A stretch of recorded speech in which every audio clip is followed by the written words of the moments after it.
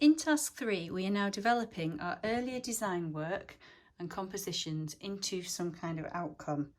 Now, based upon what you have at home, this may be quite limited, but we are going to demonstrate a series of different things you might be able to try. So the first thing I'm going to look at is collage.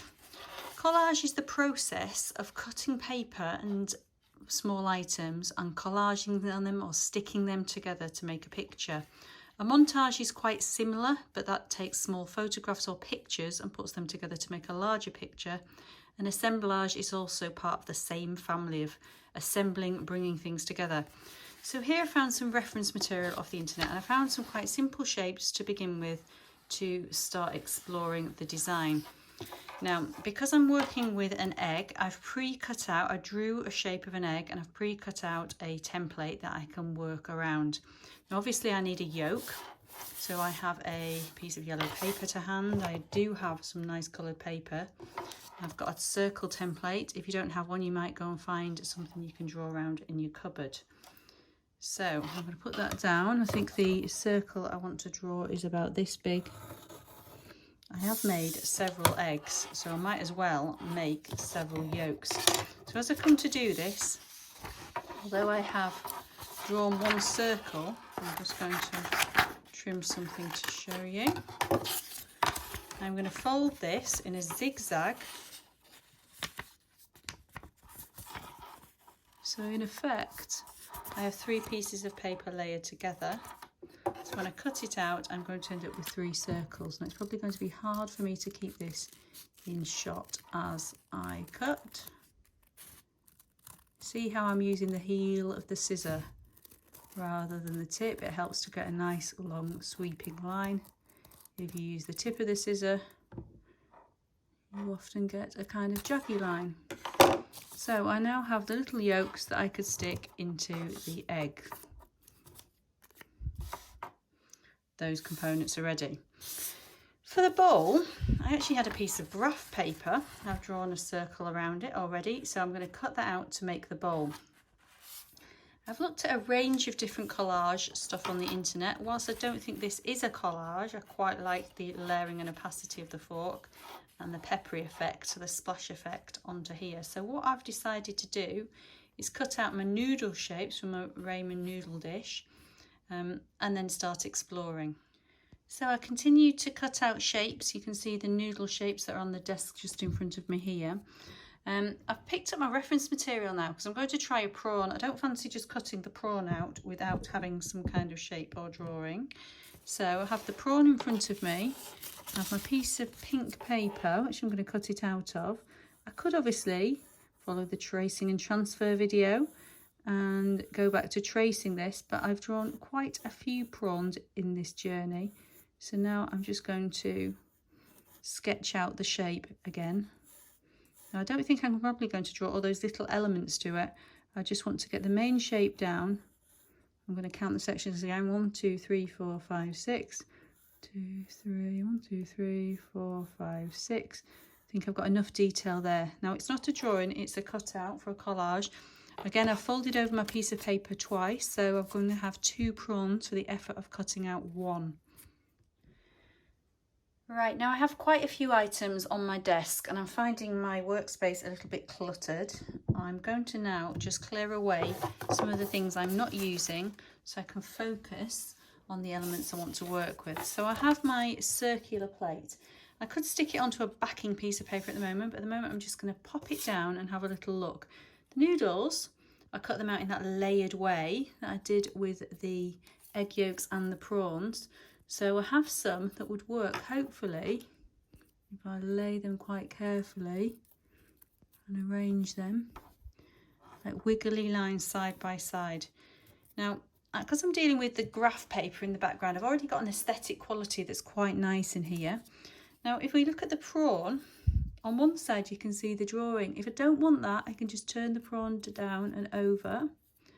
I pop them in. If I want to have one way and one another way, that looks quite nice, the visual design of that element. I'm going to take the egg. This is very similar to the process I used last time when we were exploring layout and design. Now with this egg, I'm now thinking I quite like the idea, based on the reference material I had earlier on, bringing it in, of having an egg cut again, so it's in effect like a quarter. So I'm going to just, probably out of camera shot, just trim that in half, and then I have another egg that I could pop in there. I quite like the design. I think it could do with a little bit more colour. I think a bit of green garnish, so I might go and look for some green papers to stick down. Once I've stuck it down, I could continue to work on it. And now I'm just going to use a standard Pritt stick. If you've got any other type of adhesive, that will do the job quite easily. Try to get the glue only on the back. I'm going to demonstrate this with a piece of paper. So here's a piece of paper I'm going to use as a backing sheet. I'm going to get the glue. Pritt stick's quite dry here, but it will work. I just glue onto the very edges. Don't really need glue over the whole thing. It's a very dry Pritt stick. And now, because I'm working on the arrangement, stick it down really carefully. And again, do the same thing. If you put down the backing piece of paper, you're not going to get glue all over your desk or your work zone, which you'll be grateful for later. You can see my glue is very dry, but it's doing the job. So this works if you have some kind of glue adhesive that would work for sticking paper together. If you have PVA glue that's got high water content, it will make your paper expand and wrinkle.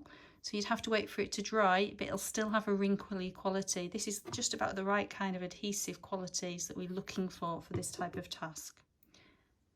Right, I'm absolutely mindful some of you do not have a load of colourful papers at home. So one thing you could do if you still want to explore collage is look around the house and see if you've got some old magazines. I cannot emphasise enough, they must be old magazines, but please check with your parents or whoever owns them that they are not precious and they don't want to keep them. So if we are in agreement with family that they are able to be used, what I'd like you to do is then open up your magazine and look for pictures that have surface qualities or colours appropriate to your image. In this one, this was some kind of cake with almonds on it, but it looked perfect for the hash browns. See how in the background I'm just using standard newspaper text. It appears to be referring to football. I can see references to Mourinho and Tottenham and so on. So it doesn't have to be relevant to the dish we're making.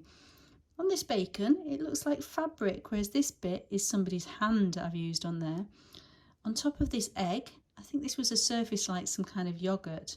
Now it doesn't have to be food, it could be anything like the text in the background that you feel is appropriate. The white paper could be coming through like that on the fat of this bacon. Obviously this design is currently unfinished, but it's just there to show you some options. There are several artists that use collage-like effects and then work over the top of them. Here we have an Andy Warhol banana.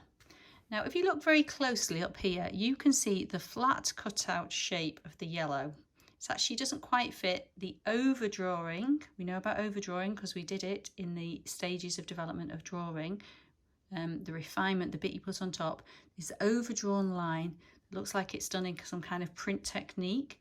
It's Warhol, so we'll assume it's screen print, but it's over the top of the yellow base. I'm going to show you some more Warhol foods. They don't have to be foods, you can look at any type of reference, but this indicates what we've got going on. So in these ones you can see the flat cutout shape of the orange and then the over image, the over print with the texture on it. I'm going to show you another artist, if I can just find him. Here we have a guy called William Scott, and we don't have so much overdrawing here, but look at this frying pan and spatula. The spatula looks like a drawn line, and if we look into the eggs here, they're just the shape of the dish with the egg shape drawn on. So this is a potential development.